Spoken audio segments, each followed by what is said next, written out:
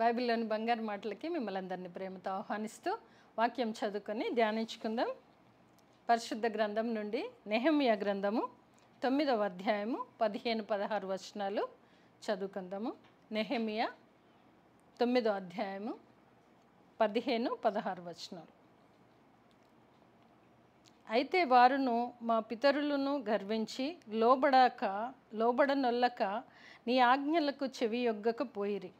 వారు విధేయులగుటకు మనసు లేని వారై తమ మధ్య నీవు చేసిన అద్భుతములను జ్ఞాపకము చేసుకొనక తమ మనస్సును కఠినపరుచుకొని తాముండి వచ్చిన దాస్యపు దేశమునకు తిరిగి వెళ్ళుటకు ఒక అధికారిని కోరుకొని నీ మీద తిరుగుబాటు చేసిరి. అయితే నీవు క్షమించుటకు సిద్ధమైన దేవుడవు, దయా వాత్సల్యములు గల దేవుడవు, దీర్ఘశాంతమును బహు కృపగలవాడునై యుండి వారిని విసర్జింపలేదు. వారు ఒక పోత దూడను చేసుకొని ఐగుప్తులో నుండి మమ్మును రప్పించిన దేవుడు ఇదే అని చెప్పి నీకు బహుగా విసుగు పుట్టించిరి.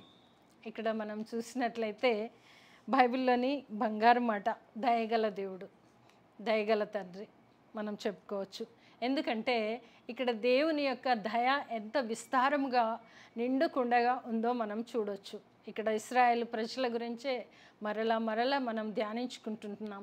అలనాడు మన పితరులు చేసిన దానిని తలపోసుకుంటూ ఆ తప్పుల్లో నేను వెళ్లకుండా ఉండడానికి సరి అయిన మార్గం ఎంచుకోవడానికి మనకు వాక్యము దినదినము హెచ్చరించబడుతున్నాం. ఈరోజు బైబిల్లోని బంగారు మాట, దయగల దేవుడు. మన దేవుడు దయగలిగినటువంటి దేవుడు. ఆయన దయగలిగిన వాడు ఎలా ఉన్నాడు అనంటే, ఇక్కడ ఇశ్రాయేల్ ప్రజలు చేసిన తిరుగుబాటుకు మరి దేవుడు వారిని విసర్జించాలి, కానీ ఆయన దేవుడు కాకుంటే విసర్జిస్తాడు. ఆయన దేవుడు కనుక విసర్జించకుండా దయ కలిగి వారిని క్షమించినాడుగా అని మనం చూస్తుంటున్నాం. ఇక్కడ మనము గమనించినట్లయితే మరి 14వ వచనంలో చూస్తే, నీ దాసుడైన మోషే ద్వారా ఆజ్ఞలను, కట్టడలను, ధర్మశాస్త్రమును వారికి నియమించితివి.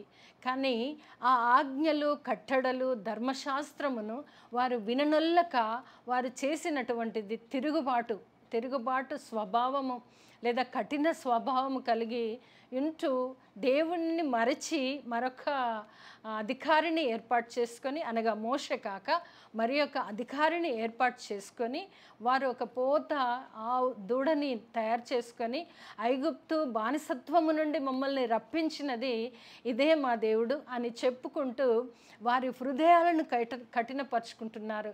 దేవుడిచ్చిన ధర్మశాస్త్రమును మర్చిపోయినారు, ఆజ్ఞలను, విధులను మర్చిపోయి వారు దేవుణ్ణి విసుగు పుట్టించినప్పటికీ కూడా దేవుడు విసుగు చెందక దయగలిగిన వాడై ఉండి వారిని విసర్జించక చేర్చుకున్నట్టుగా మనం చూస్తుంటున్నాం. కనుక దయగలిగిన దేవుడు అని మనం చెప్పొచ్చు. ఎందు గురించి అంటే, అలనాటి నుండి దేవుడు చూస్తూ వారిని 40 సంవత్సరముల కాలము నడిపించినటువంటి ఆ తీరుతెన్నులు అన్నీ కూడా వారు జ్ఞాపకం చేసుకుంటున్నారు. వెంటనే మర్చిపోతూ వారు ఒక పోత దూడను చేసుకొని ఆ దూడను చూస్తూ మమ్మల్ని బానిసత్వం నుండి బ్రతికించి బయటకు రప్పించిన దేవుడు ఇదే అని వారు నాట్యం చేయుచు గంతులు వేస్తున్నటువంటి పరిస్థితి దేవుడికి తెలుసు. కానీ ఆ సమయంలో విసర్జించాలి దేవుడు, కానీ విసర్జించలేదు.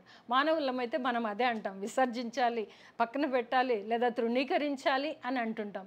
కానీ దేవుడు అలా చేయలేదు. విసర్జించక దయగలిగిన వాడై వారిని క్షమించి ఆదరించి వారికి కావలసిన ప్రతిదీ కూడా అనుగ్రహించినట్లుగా మనము చూస్తుంటున్నాం. ఎందుకంటే ఆయన బహు విస్తారమైన దయ కలిగిన దేవుడు. విస్తారమైన దయ అంటే ఇంత భయంకరమైన పరిస్థితి చూసి కూడా ఆయన క్షమించి విసర్జించకుండా చేర్చుకున్నట్టుగా మనం చూస్తాము. అలాగే 31వ వచనం చూస్తే, నెహెమ్యా గ్రంథంలోనే 9వ అధ్యాయము 31వ వచనంలో చూస్తే, అయితే నీవు మహోపకారివై ఉండి, దేవుడు ఏంటంటే దయ కలిగి మహా ఉపకారములు చేస్తున్నాడు. ఈరోజు నీ పట్ల నా పట్ల కూడా ఆయన దయగలిగిన వాడు. ఎన్నోసార్లు మనము విసిగించి విననొల్లని బిడ్డలంగా ఉండొచ్చు. చాలాసార్లు అలనాడు వారే కాదు, ఈరోజు నీవు నేను కూడా అనేక పర్యాయములు దేవుణ్ణి విసిగించిన వారంగా, విననొల్లని వారంగా, ధర్మశాస్త్రమును గైకొనని వారంగా, ఆయన ఆజ్ఞ విధులను మనము విని అనుసరించని వారంగా ఉండినప్పుడు మరి దేవుడు మనల్ని కూడా తృణీకరించలేదు లేదా విసర్జించలేదు. ఆయన హక్కున చేర్చుకొని క్షమిస్తూ మనల్ని ముందుకు నడిపిస్తున్నాడు. అందుకే ఆయనను మహోపకారి అని చెప్పడం చూస్తుంటున్నాం. 31వ వచనం, నెహెమ్యా గ్రంథం 9వ అధ్యాయము 31వ వచనంలో చూస్తే, నీవు మహోపకారివై ఉండి మమ్మల్ని నాశనం చేయకుండా బ్రతికించినట్టుగా ఇక్కడ మనం చూస్తుంటున్నాం. నిబ్బరమైన మనసు కలిగించడానికి ఎన్నో ప్రయత్నాలు చేస్తూ ప్రభులో వారు తండ్రి నడిపిస్తున్నట్టుగా చూస్తుంటున్నాం. వారికి కావలసిన అనుదిన ఆహారంగా సమస్తమును సమకూర్చిన దేవుడిగా మనం చూస్తుంటున్నాం. ఈరోజు నీవు నేను కూడా మన దేవుడు మనకు చేసిన ఎన్నో దయగలిగిన విషయాలు మన జీవితంలో ఉండొచ్చు.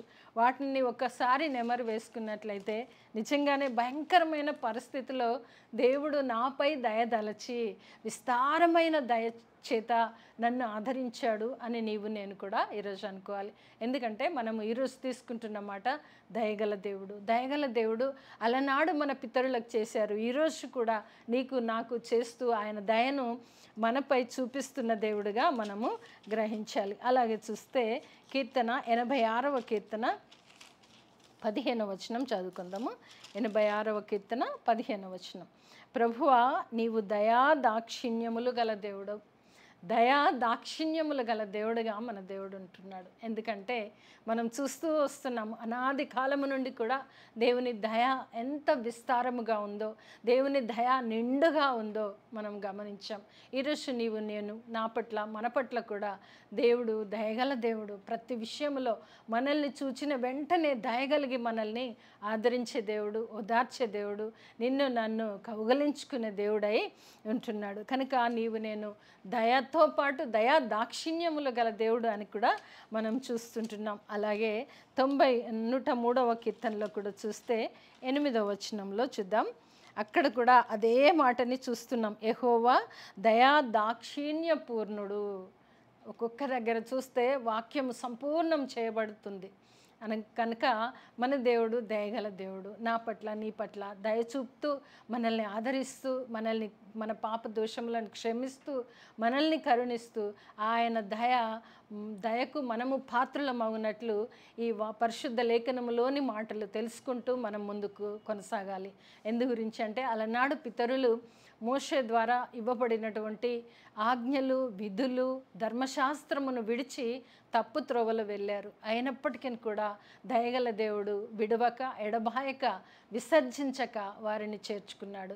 ఇది నిన్ను నన్ను కూడా చేర్చుకునే దేవుడై మనం కలిగి ఉన్నాం. కనుక ఆ దేవుణ్ణి విడవక ఎడబాయక ఆయన దయకు పాత్రులమయ్యే కృప తండ్రి ద్వారా మనకు కలుగునుగాక. ఆమేన్.